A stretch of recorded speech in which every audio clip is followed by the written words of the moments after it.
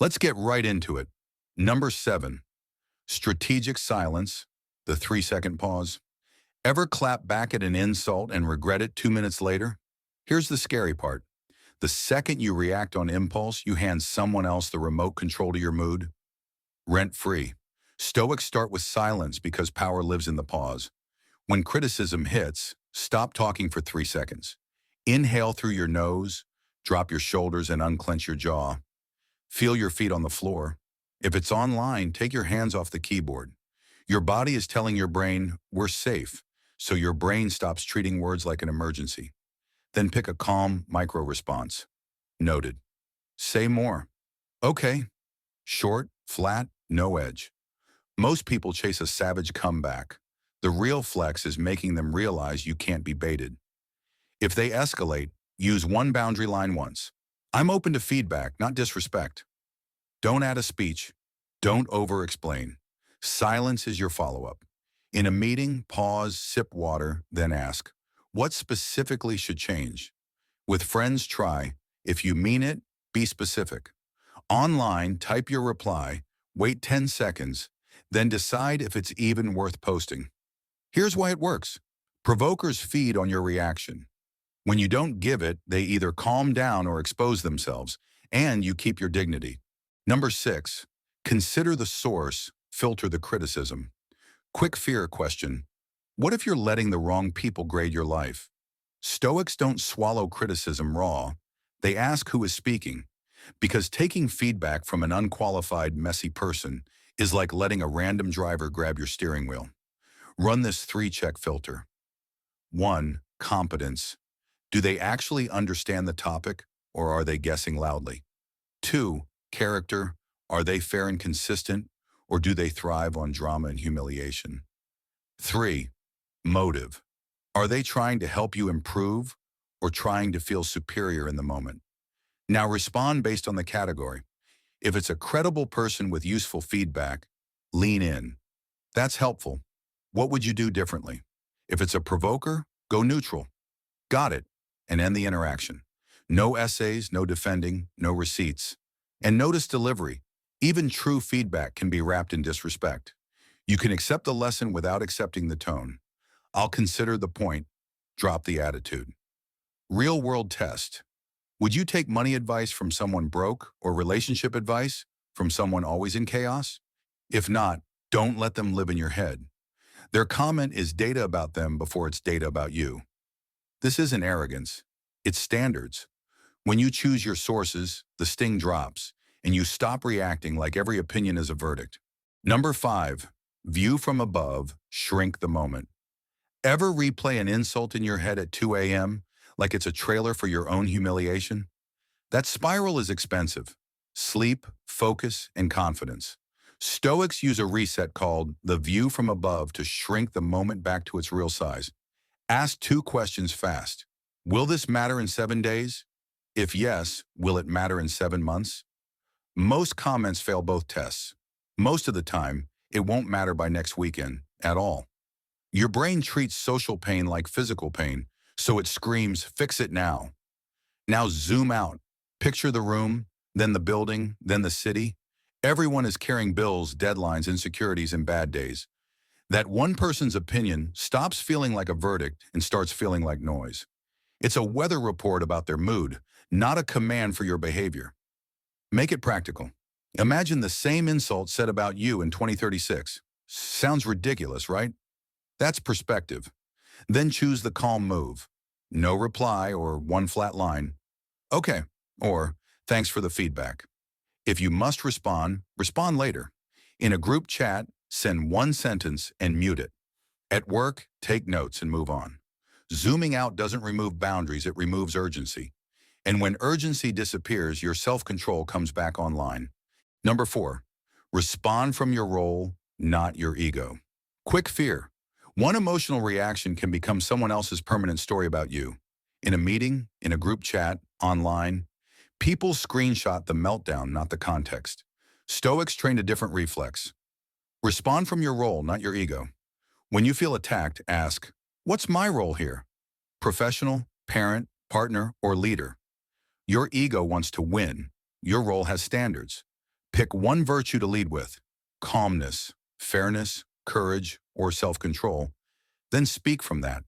If your mind goes blank, buy time. Let me think about that. That one sentence can save you from a reply that haunts you. Use this three-part response. First, name the boundary. Keep it respectful. Second, request clarity. What exactly are you pointing to?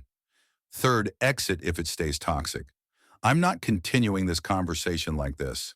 Example, a coworker says, "You always mess things up." Instead of defending your whole life, you say, "That's a big claim. Give me one example." If they provide facts, you can improve. If they can't, you don't argue, you move on. Marcus Aurelius wrote that the best revenge is not to be like the person who wronged you. Translation: don't match chaos with chaos. Your goal isn't the last word, it's the last impression. Steady, respectful, and hard to manipulate. Number 3, turn heat into facts. Socratic questions. Vague insults are toxic because they make you defend your entire personality. You're trash. You're annoying. You always screw up. Here's the fear. When you react to vagueness, you spiral, and they get free control of your attention. Stoics don't wrestle shadows, they demand specifics. Use a calm question, no sarcasm. What exactly do you mean? Or, give me one example. You're not defending your ego, you're asking for facts. If it's real criticism, you just turned it into something you can fix. If it's a cheap shot, they'll stumble, repeat themselves, or get louder, because insults don't come with evidence. If they give specifics, respond like a Stoic. That's fair, I'll adjust. One sentence, then stop. If they can't, set a boundary. If you can't be specific, I'm not discussing it. Then disengage. If they try to drag you back, repeat the boundary once and walk away. No extra explanation. Online, this is lethal. Someone comments, "L take," and you reply, "Which part is wrong?" Most trolls vanish because they came for reaction, not conversation. In person, the same thing works at work or at home. Clarity kills drama. Questions flip the power dynamic. They expected you to react. You require precision. And when you control the frame, you control your emotions. Number 2, assume ignorance, not evil. Sympatheia. When someone insults you, your brain wants a villain. And if you give it one, you'll react like you're in a fight. Here's the fear. Anger feels powerful, but it's the easiest emotion for other people to steer. One rude comment, and suddenly you're doing their choreography. If you respond angrily, you give them a win. If you respond calmly, you keep control. Stoicism uses sympatheia, remembering we're all flawed humans in the same mess, not to excuse disrespect, but to remove the poison. In the moment, silently reframe. They're acting from stress, insecurity, ignorance, or pain.